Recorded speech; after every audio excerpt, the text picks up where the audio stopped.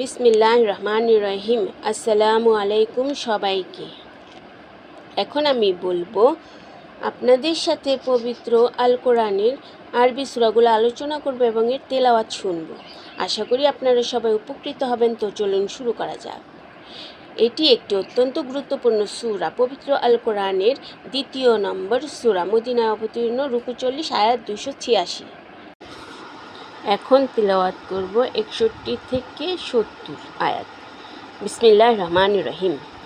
Wise কুলতুম ইয়া মূসা লান নাসবিরা আলা তাআমি ওয়াহিদিন ফাদউ লানা রাব্বাকা ইউখরিজ লানা মিম্মা তুনবিতুল আরদু মিন বাকলিহা ওয়া কিসাইহা ওয়া ফুমিহা ওয়া দাসিহা ওয়া বাসালিহা قال أتستبدلون الذي هو أدنى بالذي هو خير اهبطوا مصرا فإن لكم ما سألتم وضربت عليهم الذلة والمسكنات وباءوا بغضب من الله ذلك بأنهم كانوا يكفرون بآيات الله ويقتلون النبيين بغير الحق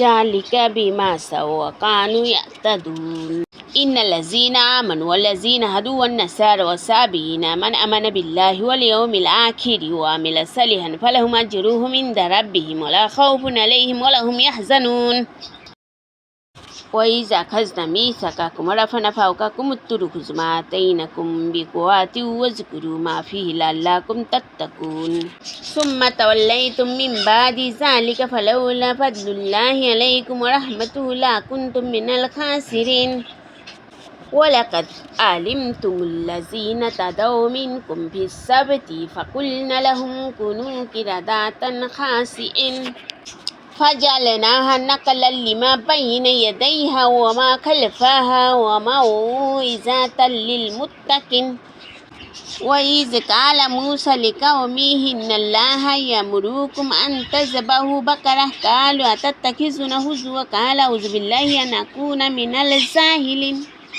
قالوا ادع لنا ربك يبين لنا ما هي قال إنه يقول إنها بقرة لا فريد ولا بقر أوان بين ذلك فافعلوا ما تؤمرون قالوا ادع لنا ربك يبين لنا ما لونها قال إنه يقول إنها بقرة صفراء فقيع لونها تسر الناظرين قالوا ادع لنا ربك يبين لنا ما هي إن البقرة تشابه علينا وإنا إن شاء الله لمهتدون।